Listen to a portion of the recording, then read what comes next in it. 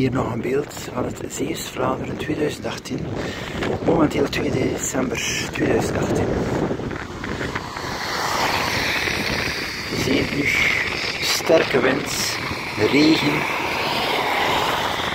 en opnieuw kan men de schuld wijzen tot die busmaatschappij. De busmaatschappij hier die geen dienstverlening heeft in het weekend. Mensen moeten door de regen en weer en wind naar de winkel. Ze kunnen niet naar vrienden en kennissen in het weekend. De haltetaxi, een taxi dat je 2 uur op voorhand moet bestellen, komt niet op vele plaatsen. En als je komt, bijvoorbeeld om naar Huls te gaan, moet je afstappen op het busstation. En heb je nog altijd een half uur om te voet te stappen naar de winkel, want die haltetaxi stopt niet waar aan de winkels zijn. Dus je ziet, men moet geen verhalen vertellen.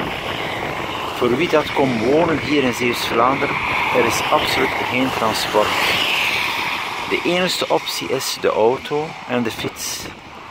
En ik zeg, met 1 auto kom je er niet. Maar ik zeg, je gaat overal tientallen huizen zien die te koop staan. Want als de ene persoon met de wagen dat zijn werk is, en je hebt geen 2 wagens, dan ben je volledig geïsoleerd.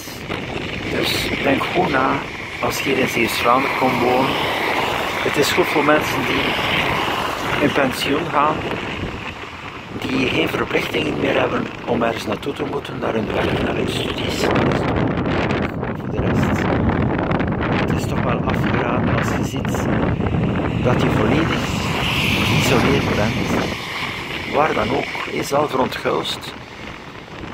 Als je daar 1 kilometer of 2 van woont, je kunt niet naar Hulst, je moet te voet gaan, je moet 1 uur stappen naar de winkel. Nee, het is onvoorstelbaar en dat is ook zo in Terneuzen.